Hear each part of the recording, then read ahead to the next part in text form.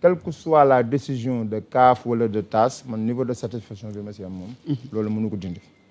donc ça c'est clair léegi nag man li ma déranger rek ci problème bi mooy suñu frères yi nekk Maroc ñu jàpp leen quoi.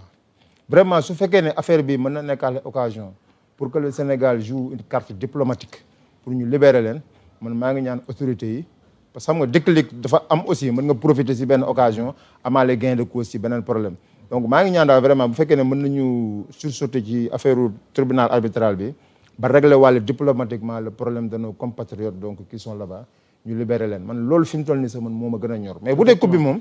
ñu dindi étoile beeg ñu yóbbuwaat coupe bi et tout ça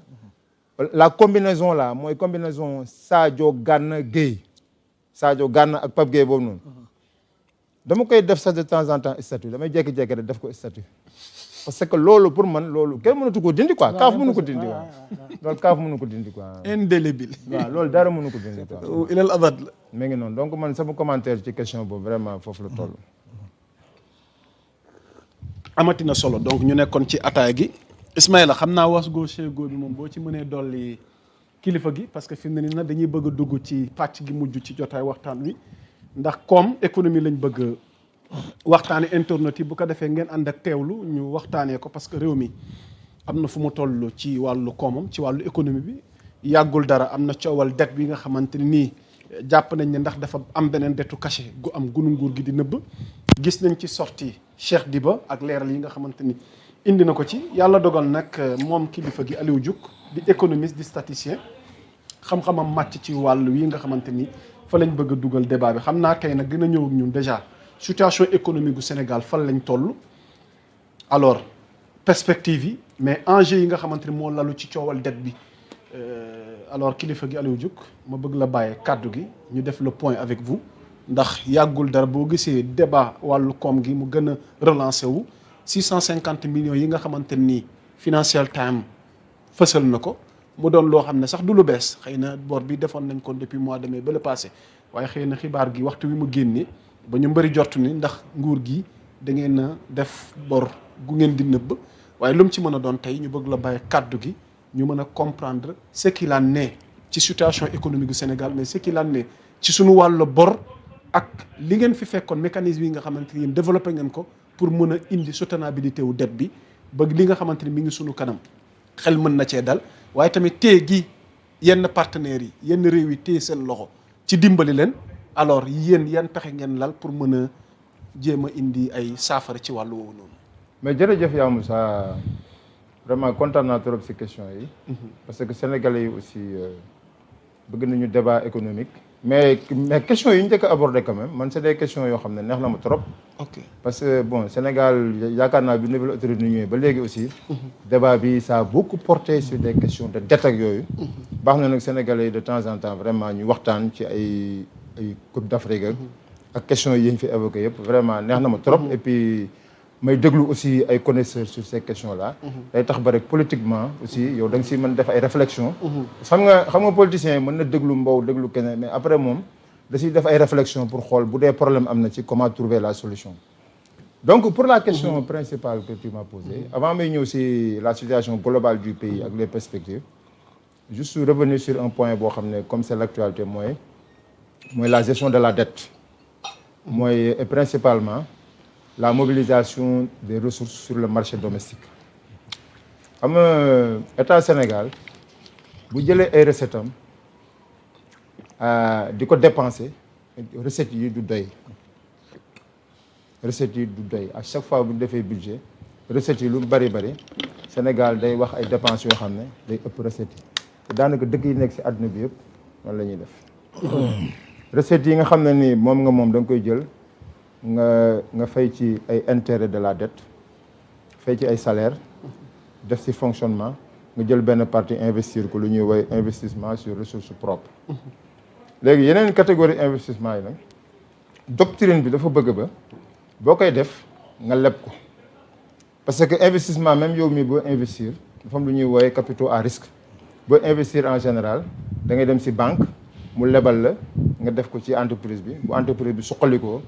ngay jël di jox sa bopp jël tamit di fay banque bi état yi aussi dañoo décider ne bu ñuy leb bitim réew leb bi dañ koy dugal ci ay investissement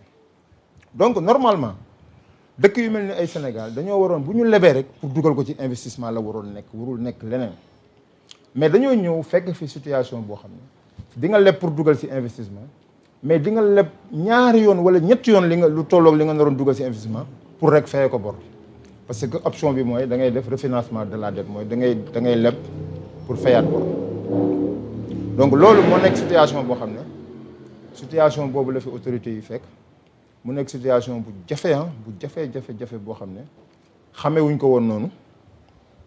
pour dire la vérité xamewuñ ko woon noonu parce que bi ñu naan bu ñëwee dañuy redresser dëkk bi dañoo yaakaaroon ne dette bi 73% la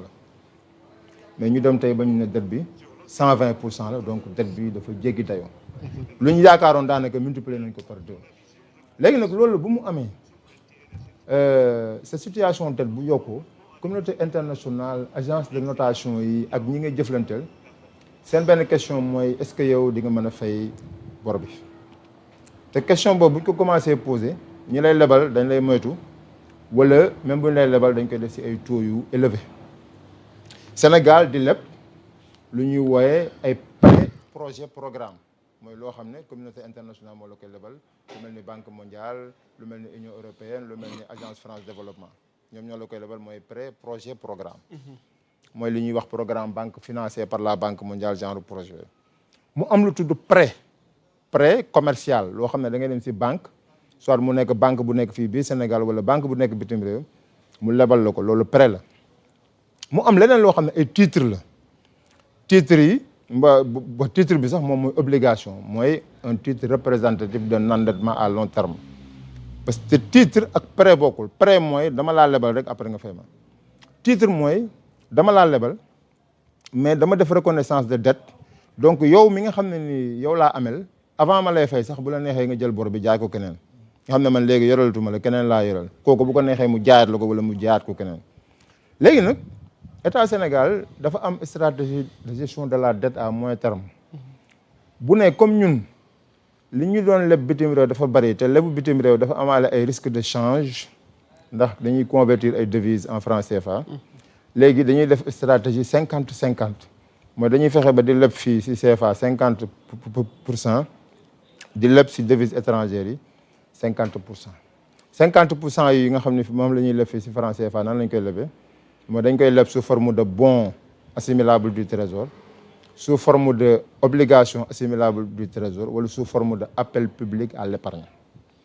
léegi loolu yëpp soo ko boolee ñett yooyu soo ko boolee mooy lu ñuy leb ci franc CFA par exemple 2026 bi ñu ngi war a leb lu tolloog 5300 milliards loolu la ñu war a leb ci marché UEMOA bi 5300 milliards loolu la ñu ci war a leb donc comme loolu la ñu war a leb nag léegi mën nga dem rek ci marché bi ñu lebal la ko mais économie si dafa am benn lu ñuy wooyee effet d'éviction mooy bu fekkee ne nguur yi dañuy ñëw ci marché UEMOA bi di leb xaalis bi banques yi di leen ko lebal mën nañoo dem ba nga xam ne xaalis bi banques yi yor mën naa jeex su boobaa entreprise yi war a investir banques yi du ñu am lu ñu leen lebal wala ménage yi war a consommer tamit wala ñu tabax ay kër ak yooyu banques yi du ñu am lu ñu leen lebal loolu la ñuy wooye effet d'éviction wala ñu dem ba nga xam ne en tout cas banques yi dañuy préférer lebal état mais plutôt que ñuy lebal ñun ay entreprise wala ay ménage situation boobu mooy situation du marché financier régional ñi ngi wax effet d'éviction man def naa benn article bi wane ne tollaguñu sax ci effet d'éviction mais ñu ngi koy ruumandaat yenn économistes yu bëree bëri ñu ngi koy wax alors léegi effet d'éviction boobu noonu Sénégal dem woo benn investisseur bu nekk à l'international boo xam ne ay devises la yor mu ne ko dama bëgg nga ñëw am na ñoo xam ne man dama leen a jox ay titres dama bëgg yow ñooñu nga indi sa xaalis titre bi ñu mel ni dañ la koo jaay yow loolu mooy dérivé mooy beneen produit boo xam ne da nga koy créer ci kaw titre bi loolu benn la nga xam ne da ngay def directement appel public à l'épargne banques yi investir nga woo beneen investisseur étranger comme lu mel ni First Bridge Bank bu Dubaï wala AFC bu Nigéria ñu ñëw jëndaat titre bi ci banque bi nga xam ne nii moom moo jëndoon titre bi wala nga jël benn prêt boo xam ne prêt la nga changer profil bi def ko titre parce que prêt boo lebee nii rek ci marché bi xam nga boo ñëwee ci benn banque mu lebal la loolu marché primaire la tudd bu fekkee ne banque bi leb bi bor bi da koo jël di ko jaay ci marché bi mu koy jaay loolu mooy marché secondaire léegi su boobaa nii bu dee daf koy jaay par exemple nga yoral benn banque nga xam da nga ko war a fay nii 2026 nga ne ko 2026 bi wax dëgg amul lu ma la fay mais damay indi Bridge Bank léegi ma transformé ko titre boo xam ne dama la ko war a fay fii ak 5 ans mais Bridge Bank dina ñëw fay la sa xaalis yow li ma la yoral dina la ko fay léegi si 5 ans yi yow laay fay ngay fay Bridge Bank donc loolu mooy lu ñuy wooyee un swap personnalisé mooy un total return swap mooy échange sur le rendement total mooy que li ma la amel boo xaaree ba échéance nii lay toll mais bu ko kii jëndee tey da lay fay valeur actuelle bi donc mu nekk loo xam ne dañ ci poser débat ne loolu baaxul ci dëkk ñu ne aussi loolu Sénégal bi mu koy def dafa def ay garantie suñu pétrole ak yi demee noonu ak tamit ñu ne dafa am benn risque bu tudd risque de marché donc su amee dépréciation Sénégal moo koy remboursé mu am lu si nekk dëgg ak lu si nekkul dëgg li si nekkul dëgg mooy affaire bi risque de contrepartie amu ci c'est-à-dire Sénégal taylewul oram taylewul pétrole taylewul dara risque de marché moo si am mooy valeur u titre yi bu fekkee ne ki jënd produit dérivé bi bu fekkee ne prix bi dafa am dépréciation Sénégal dina ko rembourser te loolu kenn nëbbu ko kenn nëbbu ko assemblée nationale kenn nëbbu ko direction générale de la dette mais kenn nëbbu ko tamit FMI parce que FMI dañu am lu ñuy wooyee le debt management framework boo xam ne Sénégal bureau FMI mi ngi fi ba damay gis gars yi naan wooy mission FMI ñëw na Sénégal mais FMI fii am na bureau FMI quoi mi ngi ville boo xam ne ay Sénégal sax ñu ngi liggéey foofu ak yeneen agent te biir ministère des finances am na lu ñuy wooyee advisor représentative advisor boo xam ne conseiller la boo xam ne dañ koy FMI moo koy fay mu nekk fii Sénégal di assister ministre des finances bi lépp lu ñuy def ci structuration financière wala structuration de la dette kooku malgré le fait que ñoom jàppale wuñu leen malgré que jàppale wu léegi nag ñàkk jàppale bi depuis 2 ans foofu tamit foog nga def ci taxaw seetlu depuis 2 ans nit ñi nee nañ ñu ngi leen di jaajëfal vraiment ci seen prouesse malgré téye nañ seen loxo mais yéen a ngi góorgóorlu FMI continue de collaborer ak ñeen te ba tey joxaguñ leen dara non xam nga collaboration bi moom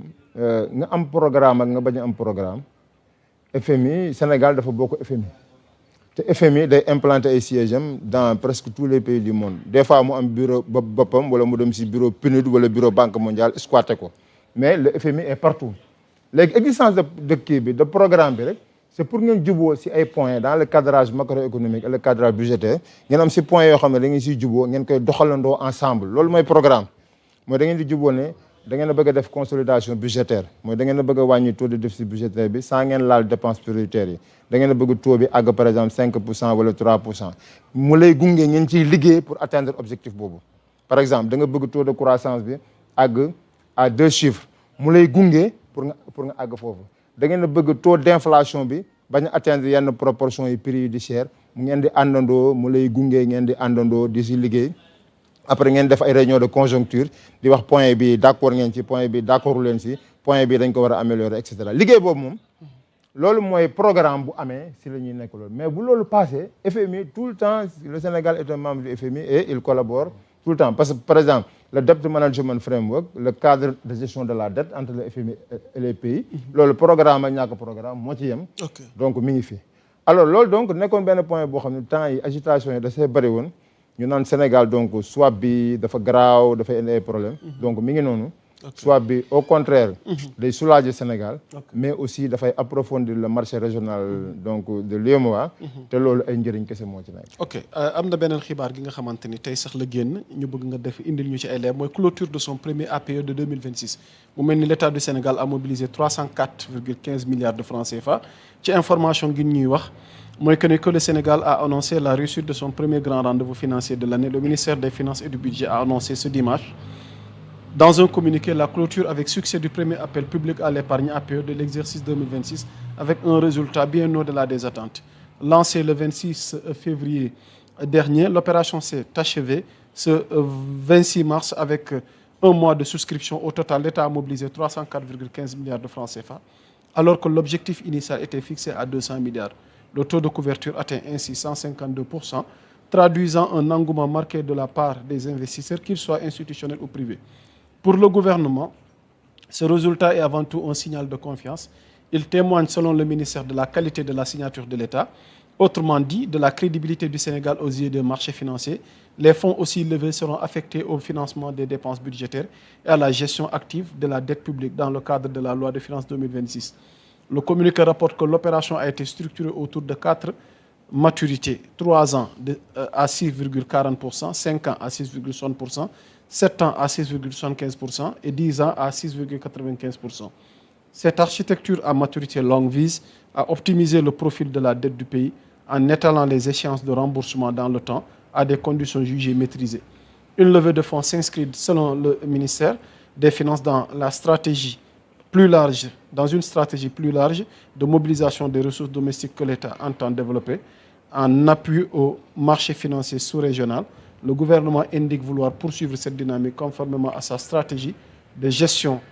de la dette à moyen terme. xam naa di ñu leeralal lan mooy stratégie de gestion de la dette à moyen terme bi mais donc lii nekkoon xibaar gi ñuy xamal ni clôture am na ci wàllu APE atum 2026 et APE ba sax tamit xëy na opposition bi dugal nañ ci coût irrégulier léegi Sénégal daal Mali ñuy lebal Côte d'Ivoire ñuy lebal sous-région bee ñuy lebal alors comment comprendre xibaar gi nga xamante ni dëgtal naa ko. waaw non xibaar bi am na ay éléments yu bëri yu si nekk mais mu jukki si rek yi nga xam ne wax dëgg yu am solo la benn bi mooy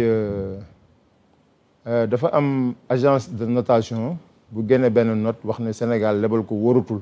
waaw boobu bëggoon naa ci ñoom mais mën nga ko anticiper wax. waaw notation Sénégal. waaw non mën na si ñu après mais dama bëggoon wane rek lu ñuy wooyee. la fonction de réponse impulsive mooy. bu fekkee ne agence de notation bi dana Sénégal lebal ko wóorutul alors ñi lebal Sénégal aussitôt après xam nga dañoo war a xaw a réticent mais on a vu à travers cette APE que contrairement ak li agence de notation boobu wax gis nañ ne investisseurs yi sax donc ils sont enthousiastes à l'idée d'accorder donc d'acheter les titres du Sénégal sur le marché financier loolu nekk lu am solo ba moo tax ba lu ñu fu ñu waroon a lever un objectif de 200 milliards on a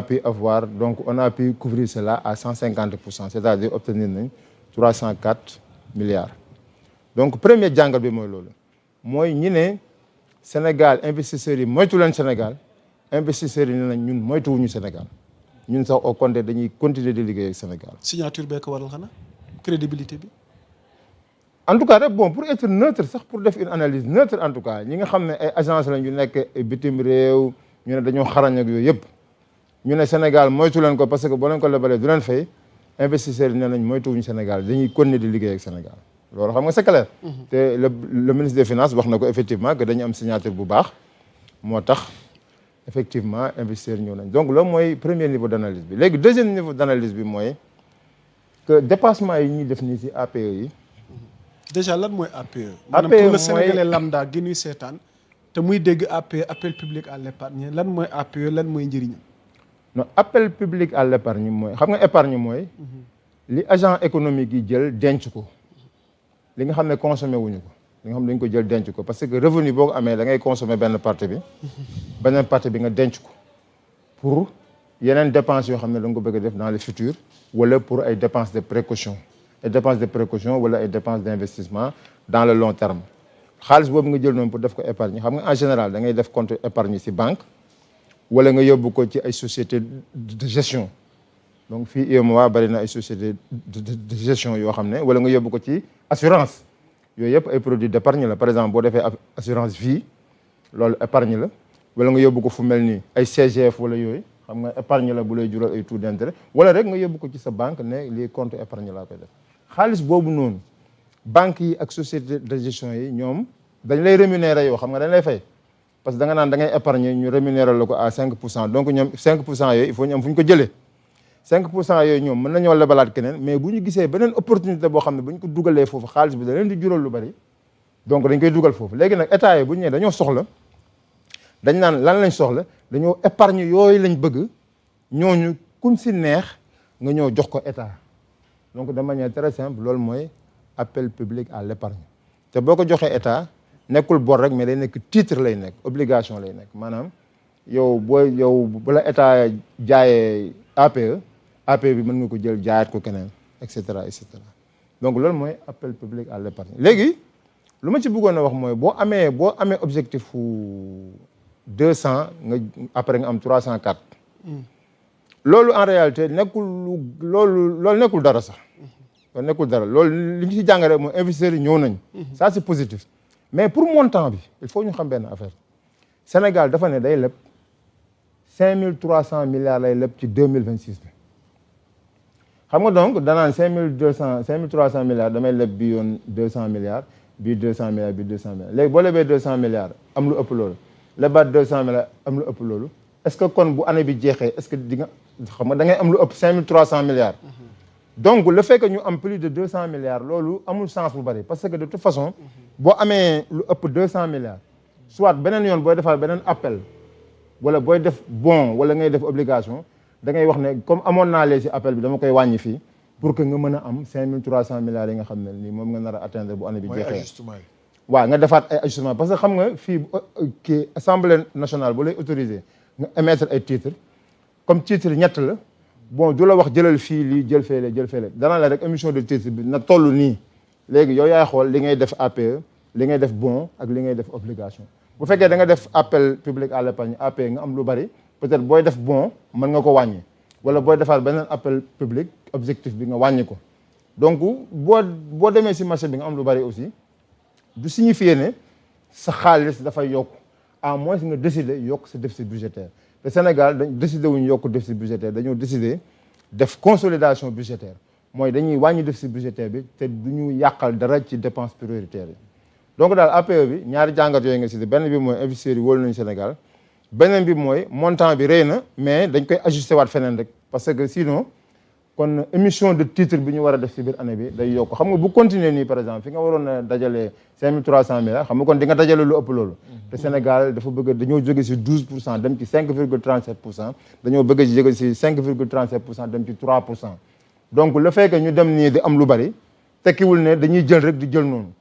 yenn saa yi ñu def appel public à l'épargne nit ñi ñëw sax dugal lu baree bari état bi def rationnement wax ne non soxlawuma leen wala nga def appel public à l'épargne avant date de clôture bi di jot nga am li nga soxla nga tëj marché bi nga tëj émission bi pour nga bañ a jël lu bari donc yooyu yëpp day am mais lii en tout cas li nga xam ne ni moom mooy premier jàngat bi mooy investisseurs yi ba léegi ñu ngi continuer di wóolu Sénégal moo tax boobu Sénégal laajee benn ñu jox ko ñaar waaw. En attendant ñuy ñëw ci yeneen point ma bëgg a jàll ci Doyen Abass wala sur le plan économique alors réew mi am na fu mu ci toll am na jéego yi ci gouvernement bi def waaye werante bi xëy na ci spécialiste yi donc yow noo jàngatee débat bi nga xamante ni débat bi mujj na passionnant sax ci économie Sénégal bi xam nga yaa Moussa débat bi du débat politique ok Sénégal foog ko ñuy def distinguo boobu c'est-à-dire bu ñuy débat politique nañu dem sur le terrain politique régler ko mais lii débat technique la technique xam nga luy technique ku ci dugg te bokk